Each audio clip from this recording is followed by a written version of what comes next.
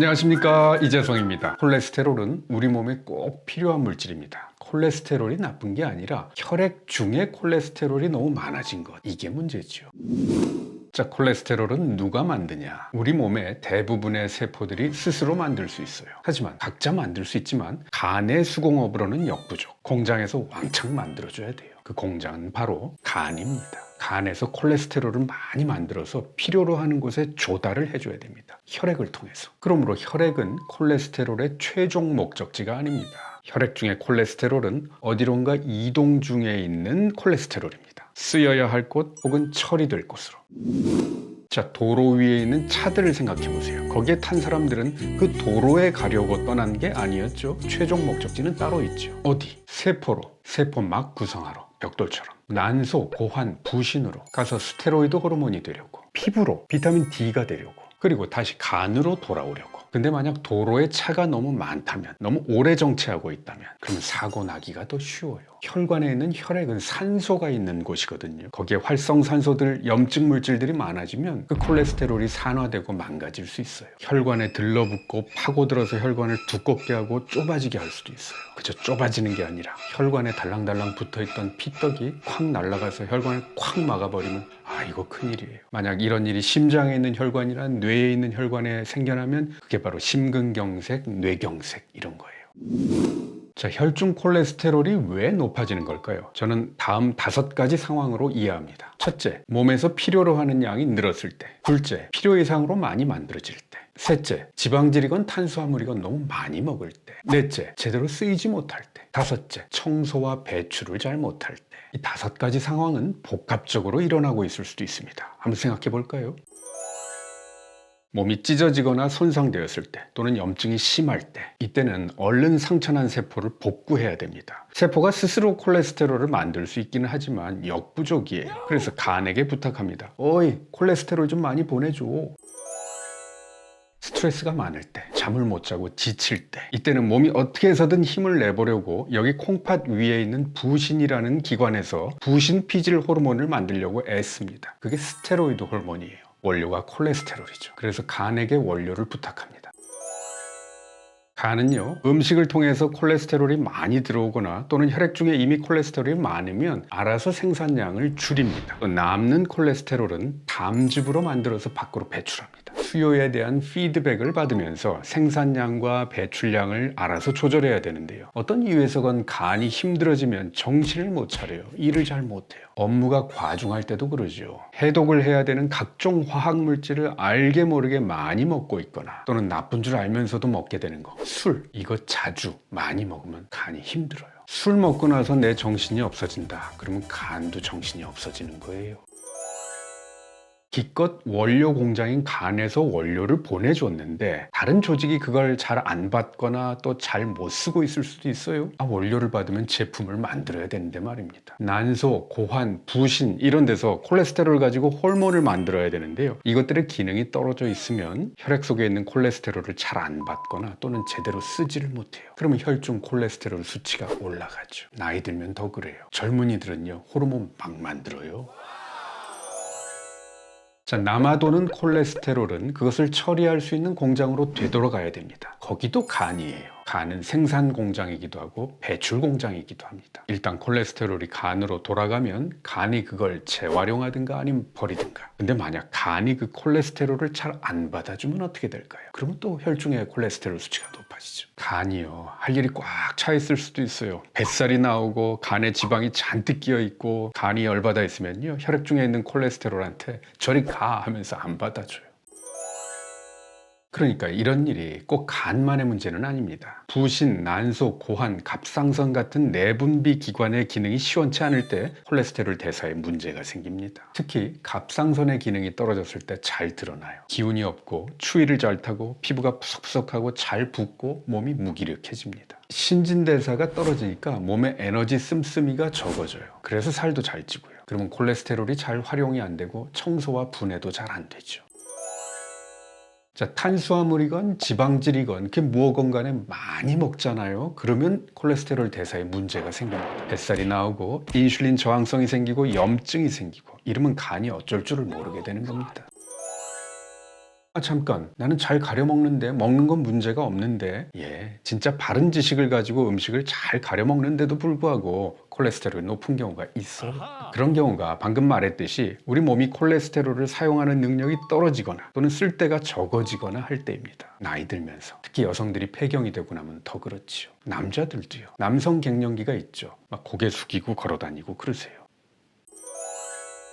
또 잘 배출되지 않아서 그러기도 해요. 간이 콜레스테롤을 처리할 때는 콜레스테롤을 분해해서 담즙으로 만들어서 배출합니다. 그런데 간에서 담즙 생성을 잘 못하거나 또는 담관이 지저분하거나 좁아지거나 막히거나 어떤 경우건 담즙을 잘 배출하지 못하면 콜레스테롤 수치가 올라갈 수 있습니다.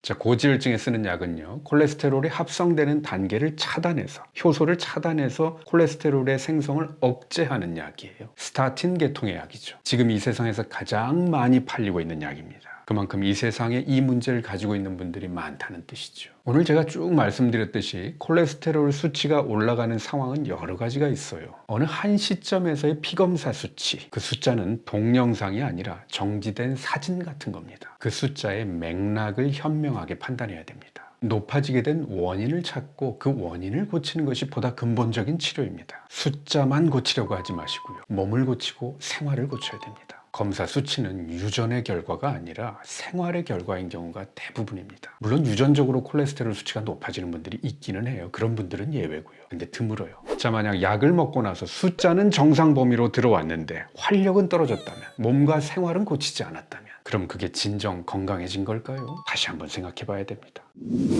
나이가 30, 40대로 비교적 젊은 분들이라도요, 콜레스테롤 수치가 비정상이면 경계심을 가지시기 바랍니다. 그렇게 시작되다가 50, 60대에 증상이 드러나는 거예요. 예방은 지금부터 해야 돼요. 지금부터 약을 먹으려고 하기보다는 생활을 고쳐야 되겠다 생각해 보세요. 자, 식이요법은 어떻게 할까요? 오늘 제가 쭉 말씀드렸듯이 이 콜레스테롤 수치가 높아지는 게 꼭 음식 때문만은 아니에요. 그러나 음식을 정리하잖아요? 그러면 상당히 좋아질 수 있습니다. 꼭 명심하셔야 할 것. 고지혈증이 좋아지려면 무엇을 먹는가보다 무엇을 안 먹는가가 훨씬 더 중요합니다. 물론 콜레스테롤이 높은 게 꼭 음식 때문만은 아니에요. 그렇지만 음식을 잘 관리하잖아요. 그럼 많이 좋아질 수 있습니다. 자, 고지혈증의 식이요법 너무 길지 않게 2회에 걸쳐서 딱 핵심만 말씀드릴게요. 오늘은 우선 덜 먹어야 하는 것, 다음 시간에는 더 먹어야 하는 것. 첫째, 지방이 많이 보이는 고기는 적게 드세요. 삼겹살, 오겹살, 2+ 등급 마블링 가득한 꽃등심, 기름이 잘잘 흐르는 갈비살, 이거 지방이 많습니다. 포화지방산. 이 포화지방산을 많이 먹으면 콜레스테롤 대사에 문제가 생깁니다. 콜레스테롤의 생산 공장이자 분해 공장인 간에 마블링이 생겨요. 그게 지방간. 그러므로 고기를 살 때에는요, 하얀 지방이 별로 없는 부분을 사세요. 소고기가 1등급 2+라는 건 근육 내에 지방이 많다는 뜻이에요. 그런 고기 말고요, 그냥 지방 별로 없는 빨간 살코기 3등급이 더 나을 수도 있어요. 그런 게 건강에는 더 좋을 수 있어요. 싸고 좋죠. 둘째, 튀긴 음식은 피하세요. 돈가스, 탕수육, 프라이드 치킨, 도너츠, 꽈배기, 과자, 라면, 모든 튀긴 음식은 트랜스지방산이 가득합니다. 튀길 때 만약 쇼트닝을 쓴다면 그 쇼트닝은 이미 트랜스지방산이 가득한 포화지방산 덩어리고요. 콩기름이건 심지어 올리브유건 그 기름을 장시간 계속 튀기면 트랜스지방산이 생겨납니다. 트랜스지방산은 혈관 질환의 원흉입니다. 콜레스테롤을 산화시키고 염증을 일으키고 혈관을 망가뜨리는 주범. 그러므로 고지혈증이 있는 분들은 고기를 드실 때 튀긴 고기는 아웃. 대신 푹 삶아서 기름기 쫙 빼고 흐물흐물하게 해서 드시는 것이 좋습니다. 탕수육, 돈가스보다는 보쌈이나 수육이 좋고요. 프라이드 치킨보다는 삼계탕이나 백숙이 낫습니다. 셋째, 식물성 기름도 주의가 필요해요. 식물로 만든 거지만 식용유 형태로 짜낸 기름, 이거 썩 좋은 건 아닙니다. 그냥 그 식물 그대로 먹으면 괜찮지만 콩기름, 해바라기유, 카놀라유, 그게 뭐 건강해요. 기름을 듬뿍 드시는 건 좋지 않아요. 전 부칠 때, 계란 후라이, 계란말이 할 때 기름 왕창 붓고 지글지글 부치는 거, 이거 부치는 건지 튀기는 건지 그러시면 안 됩니다. 코코넛 기름하고 팜유, 이거는 식물성인데 포화지방산이 많아요. 코코넛 오일이 좋다는 소문도 있었는데요. 이거 저는 추천하지 않습니다. 받아들이시거나 안 받아들이시거나. 그나마 좀 더 나은 기름을 추천하라고 하면 저는 엑스트라 버진 올리브유를 추천합니다. 물론 올리브유도 막 마시라는 뜻은 아니고요. 그나마 그 기름이 낫다는 뜻입니다. 제가 이 식탁보감 채널에서 올리브유에 대해서 알려드린 게 4개가 있어요. 동영상이. 그거 한번 찾아서 꼭 보세요. 들기름, 참기름 좋지요. 그러나 그것도 살짝 쳐서 드시는 정도로만. 그동안 계란, 노른자나 오징어, 새우 같은 게 콜레스테롤이 많이 들어있다고 주의하라는 얘기 들으셨죠? 하지만 콜레스테롤이 들은 음식을 먹는다고 해서 혈액 중에 콜레스테롤 수치가 확 올라가지는 않아요. 콜레스테롤 들어있는 음식보다는 제가 방금 말한 첫 번째, 두 번째 음식, 그걸 조심하세요. 포화지방산, 트랜스지방산. 그렇지만 이미 고콜레스테롤 혈증에 해당되시는 분들은 계란도 많이 드시지는 마세요. 하루에 한두 개까지만. 넷째, 맛있는 빵을 주의하세요. 각종 케이크, 티라미슈, 단팥빵, 곰보빵, 슈크림빵, 타르트 이런 맛있는 빵에 말이죠. 설탕과 지방이 엄청 들어갑니다. 만들어 보면 알아요. 밀가루 반, 설탕, 지방, 소금 반. 달고 부드럽고 고소하고 바삭한 빵, 그 빵들 레시피 보면 깜짝 놀라실 겁니다. 또 별로 달지는 않지만 엄청난 빵이 있어요. 페스트리 크루아상 같은 거예요. 밀가루 대 마가린이 적어도 3대 2 정도는 되어야 맛있어지는 빵이랍니다. 어떤 베이커리에서는 밀가루와 버터 반씩 넣는다고 하죠. 만약에 거기서 마가린을 쓴 거라면 이 마가린은 트랜스지방산 덩어리예요. 여러분 밥을 드시고 나서 디저트로 케이크 같은 빵을 드시나요? 이거 진짜 오바예요. 오바한 만큼 배에 지방이 쌓이고 그 지방이 간으로 가서 간이 힘들어져요. 맛있는 빵을 많이 먹으면 빵빵해집니다. 다섯째, 달달한 음식을 경계하세요. 인생이 재미없을 때 이 달달한 음식은 우리에게 행복을 줍니다. 사람들이 가장 행복한 표정을 지을 때가 언제인가 관찰을 해봤더니 사랑하는 사람하고 마주 앉아서 같이 달달한 거 먹을 때래요. 그죠? 인생 뭐 있습니까? 알죠. 저도 알죠. 그렇지만 달달한 걸 너무 많이, 너무 자주 먹지는 않기로 해요. 과일 주스, 아이스크림, 달달한 빵, 사탕, 초콜릿, 달달한 요구르트, 모든 달달한 음료수, 꿀, 소위 청이라고 하는 것, 오미자청, 매실청 이런 거 다 설탕에 절인 거예요. 하여간 설탕, 과당이 잔뜩 들어가 있는 거 이거 경계하셔야 됩니다. 이런 음식은 당이 빠르게 흡수돼서 혈당을 쭉 올리고 인슐린을 과도하게 분비시켜서 인슐린 저항성을 만들고 몸에 만성적인 염증을 만들어요. 그럼 결국 콜레스테롤 대사에 문제를 일으킵니다. 과당 많이 들어간 음료수, 이게 현대인의 지방간을 만드는 또 하나의 원흉이에요. 과일도요, 너무 많이 드시지는 마세요. 드신다면 하루에 이 주먹 1개 정도면 적당합니다. 과일을 고를 때는 빨리 먹을 수 있는 부드럽고 달달한 과일보다는 딱딱한 거, 신 거, 색이 진한 게 좋습니다. 만약 사과를 산다면 당도 높은 설탕 사과 사지 마시고요. 껍질 빨갛고 시고 딱딱한 것으로 사세요. 그리고 잘 씻어서 껍질째 드셔보세요. 믹서에 갈아 드시지 마세요. 그럼 당이 빨리 올라갑니다. 꼭 지방을 많이 먹어서 간에 지방간이 생기고 콜레스테롤이 나빠지는 게 아니에요. 당분도 많이 먹으면 그것도 똑같은 문제를 일으킵니다. 그리고 식후에는 과일 드시지 마세요. 이미 밥을 충분히 먹었는데 과일을 또 먹으면 그게 오바예요. 과일은 간식으로. 식후에 입가심하는 건 양치질로 하세요. 아니면 따뜻한 차 한 잔 드세요. 제가 고지혈증 있는 분들한테는 생강차를 권합니다. 이게요, 담즙으로 콜레스테롤을 배출시키는 데 좋습니다. 소화도 잘 되게 하고요. 그렇지만 설탕에 절인 생강차는 피하세요. 여섯째, 먹는 건 아니지만 고지혈증이 있을 때 반드시 끊어야 하는 것, 바로 담배입니다. 저도 과거에 소시적에 7년 동안 담배를 피웠었어요. 하루에 한 갑씩. 끊기 힘든 거 압니다. 저도 별짓 다 해봤어요. 담배 화형식도 치러봤고요. 담배는 고지혈증, 동맥경화를 유발시키고 악화시키고 혈관을 망가뜨리는 최악의 요인입니다. 암, 심장병, 중풍으로 가는 길이에요. 오늘 제가 말씀드린 거 다 안 해도 만약 담배를 피우고 있다면 담배는 꼭 끊으세요. 담배가 최악입니다. 자, 오늘은 뭘 덜 먹어야 되는지 생각해 봤고요. 다음 시간에는 뭘 더 먹어야 되는지 알려드릴게요. 혈중 콜레스테롤 수치가 높다면 그게 첫째, 간에서 많이 만들어서 그럴 수도 있고, 둘째, 생산한 콜레스테롤이 제대로 쓰이지 못해서, 셋째, 또 한편으로는 콜레스테롤의 청소와 배출이 잘 안 돼서 그럴 수도 있어요. 자, 스타틴 계통의 고지혈증 약은 간이 콜레스테롤을 생산하는 것을 억제하는 약이지요. 효소를 방해해서. 지금 세계에서 가장 많이 팔리고 있는 약입니다. 근데 약이라는 게 모든 문제를 다 해결해 주는 건 아니잖아요. 또 원치 않는 부작용도 있고. 그래서 우리 스스로도 뭔가 해보자고요. 음식으로 콜레스테롤 생성을 억제하는 것만 말고 콜레스테롤을 잘 배출시키도록 하는 작전을 써봅시다. 배출시킬 경로는 바로 대변입니다. 이게 기회가 있거든요. 자, 작전을 잘 짜야 됩니다.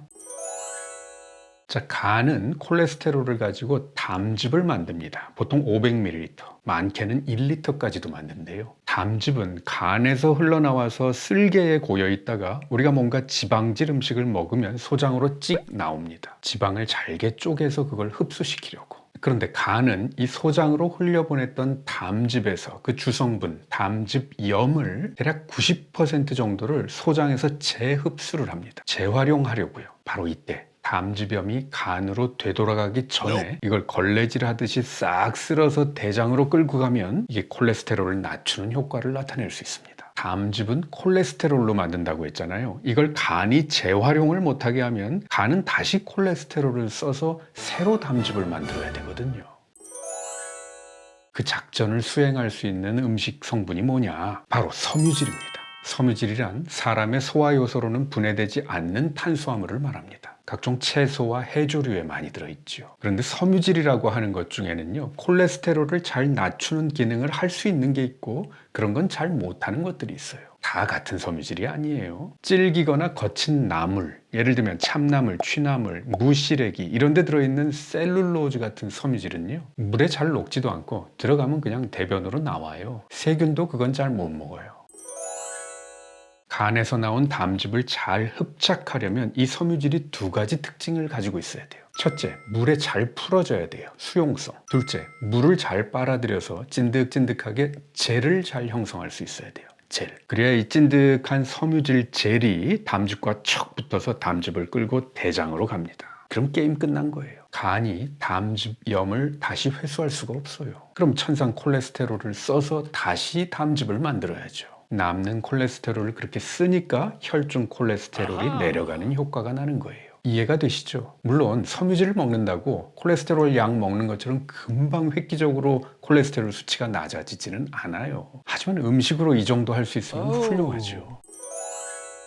자, 수용성이면서 젤 형성을 잘하는 섬유질. 우리가 주변에서 흔하게 접할 수 있는 음식 중에는 뭐가 있을까요? 두 가지 알려드리고요. 부록으로 한 가지 더 알려드리겠습니다. 첫째, 늘보리입니다. 자, 이제부터 콜레스테롤 높은 분들은 그냥 흰 쌀밥 말고 밥에다가 꼭 보리를 넣어서 드세요. 보리가 콜레스테롤을 낮출 수도 있다는 거, 이거 뭐 거의 천기누설입니다. 게다가 이게 혈당도 낮출 수 있거든요. 보리에 들어있는 특별한 섬유질의 이름은 베타글루칸입니다. 베타카로틴 아니에요. 베타글루칸. 이게 물에 잘 풀어지고 점성이 있고 젤을 잘 형성해요. 게다가 장내 미생물에 좋은 먹이가 돼요. 장내 미생물이 이걸 먹고 짧은 사슬의 지방산을 만들어요. 그럼 잡균의 번식을 억제할 수 있고 이게 또 장으로 흡수되면 대사를 개선시키는 효과가 있어요. 국내에서는 두 종류의 보리가 재배되고 있습니다. 쌀보리와 겉보리. 이 겉보리의 왕결을 벗겨낸 것이 늘보리거든요. 그러니까 겉보리와 늘보리는 같은 거예요. 근데 이 늘보리의 섬유질 함량이 제일 많아요. 자, 보세요. 백미는 1% 미만, 현미는 2.5%, 쌀보리는 12.8%, 늘보리는 20.8%입니다. 늘보리가 갑이죠. 콜레스테롤이 높다면 늘보리 암맥으로 지은 밥. 두 번째 음식은 다시마입니다. 쌈다시마, 느낌 아시죠? 끈적하고 미끄덩한 거. 이게 알긴산이라는 섬유질입니다. 말린 다시마 말고요, 쌈다시마. 이거 된장에 살짝 찍어 드세요. 담즙과 콜레스테롤을 싹 잡아가지고 나갑니다. 변비에도 좋아요. 그렇다고 또 계속 다시마만 드시지는 마세요. 뭐 좋다 그러면 꼭 그것만 주구장창 드시죠. 미역도 좋고요, 매생이도 좋습니다. 섬유질은 각종 채소와 나물에 많이 들어있어요. 각종 채소를 부위별로 색깔별로 골고루 드십시오. 제가 당근과 양파에 대해서도 이 채널에서 알려드렸어요. 그 영상들도 찾아보시면 도움이 되실 겁니다. 자, 그리고 세 번째 비장의 무기는 이건 보너스입니다. 실리엄입니다. 인도에서 나는 식물 실리엄, 플란타고라고 하는 식물의 씨 껍질입니다. 국내에는 차전자피라고 번역되어 있는데요. 우리나라에서 나는 차전자, 질경이하고는 좀 종류가 다른 겁니다. 다시 말하지만 섬유질이 콜레스테롤을 낮추는 기능을 하려면 첫째, 물에 잘 풀어져야 되고 수용성, 둘째, 물을 잘 빨아들여서 젤 형성을 잘해야 됩니다. 바로 그런 기능의 차전자피가 갑입니다. 현미의 속껍질 전혀 부풀지 않죠. 보리와 귀리의 껍질은 약간만 부풀어서 점성을 나타내죠. 그런데 차전자피는 물에 들어가면 이게 몸집이 40배 이상 부풀어 오르면서 찐득한 젤을 형성합니다. 아주 놀라워요. 저는 이 차전자피를 한 20년 전쯤에 알았는데요. 제 환자분들한테 많이 추천했습니다. 이 차전자피를 가지고 임상 연구를 한 논문들이 꽤 많습니다. 결과는 놀랍습니다. 차전자피를 섭취했더니 중성지방 수치, LDL 콜레스테롤 수치는 낮아지고 HDL 콜레스테롤 수치는 높아졌다는, 게다가 혈당도 낮아지더라는, 약도 아닌 것이. 그래서 미국 FDA는 1998년부터 차전자피 식이섬유를 하루에 7g 이상 섭취하면 심장혈관 질환의 위험을 낮출 수 있다, 이 말을 써도 된다고 했고요. 우리나라 식약처에서도 차전자피가 혈중 콜레스테롤 개선에 도움이 된다, 그 기능을 인정했습니다. 이런 차전자피를 밥 먹을 때 같이 먹으면 이게 뱃속에 들어가서 부풀어 올라서 젤을 형성하고, 그게 소장으로 분비되었던 담즙을 확 사로잡아서 소장, 대장을 지나가면서 걸레질을 싹 하고 갑니다. 장에 있던 중금속, 발암물질, 화학물질을 싹 끌고 나오는 장 청소부 역할을 할 수 있죠. 저는 개인적으로 저희 친가 쪽으로 당뇨, 심장혈관 질환 가족력이 있어서요, 제 혈당 수치나 콜레스테롤 수치를 주의 깊게 모니터링하고 있습니다. 그래서 밥 먹을 때마다 이런 제품도 챙겨 먹지요. 자, 일일 용량, 콜레스테롤 수치 개선을 위한 일일 용량은요, 미국 FDA를 기준으로 하면 식이섬유로서 7g, 국내 기준으로는 하루에 5.5g입니다. 이건 차전자피 원료 기준이 아니고요, 그 제품 속에 들어있는 차전자피 식이섬유 양을 기준으로 말하는 겁니다. 보통 차전자피는 90% 정도가 식이섬유로 구성이 돼 있어요. 그래서 식이섬유 7g을 먹으려면 원료로서는 한 8g은 먹어야 되는 거죠. 제가 제안하는 용량은 1회에 5g 정도를 하루에 두세 번 정도 먹는 겁니다. 자, 섭취하는 시간, 콜레스테롤이나 당 개선을 위해서 먹는다면 식사하기 바로 전에 먹는 것이 좋습니다. 또는 밥 먹다가 같이 먹어도 되고요. 그게 식사와 함께 어우러져서 장으로 내려가면 거기서 담즙을 쫙 끌고 내려갑니다. 당이 천천히 오르게 하는 데도 도움이 되고요. 다만 식전에 이걸 먹는다면 그만큼 식사량을 좀 줄이시는 게 좋습니다. 이게 뱃속에 들어가면 뻥 부풀어 오르거든요. 나중에 배불러요. 식전에 깜빡했으면 식사 중이나 식후에 드셔도 되고요. 만약 배변 개선을 위해서 먹는다라면 뭐 아무 때나 드셔도 되죠. 주의사항, 반드시 충분한 물과 함께 드셔야 됩니다. 되게 중요해요. 이게 물을 빨아들여야 되거든요. 일반적으로 부작용은 별로 없는 편인데요, 사람마다 반응은 좀 다를 수 있습니다. 사람마다 장내 미생물 환경이 다를 수 있잖아요. 간혹 어떤 분들은 이걸 처음 먹을 때 가스가 좀 찰 수도 있습니다. 그리고 이게 뱃속에 들어가면 확 부풀어 오르거든요. 그래서 장의 운동 능력이 아주 많이 떨어져 있는 분들은 이게 꽉 차서 내려가지를 못하는 일도 생길 수도 있어요. 그래서 그런 분들은 처음부터 5g, 10g 드시지 마시고요, 소량으로 2g, 3g 정도로 시작해 보시기 바랍니다. 그리고 아주 간혹 이것에 알레르기 반응을 보이는 분들도 있다고 해요. 우리나라에서는 아직까지 그런 사례를 제가 못 들어봤는데요, 외국의 논문에 보니까 그런 사례가 있더라고요. 이 알러지라는 건 특이 반응이라서요, 예측이 안 돼요. 자, 오늘 얘기 정리합니다. 콜레스테롤을 낮추기 위해서 우리가 음식으로 해볼 수 있는 것은 콜레스테롤로 만들어지는 담즙을 끌고 나가는 겁니다. 배출 작전. 그 작전으로 섬유질이 풍부한 음식을 먹자. 대표적으로 밥은 보리밥, 반찬은 다시마, 그리고 부록으로 차전자피. 좋아요. 우리가 식탁에서 흔히 만나는 음식들 알고 먹으면 더 감사해지고 더 건강해집니다. 소식 놓치지 않으려면 구독하기 버튼 꾹 눌러주세요. 지금까지 한의학 박사 이재성이었습니다.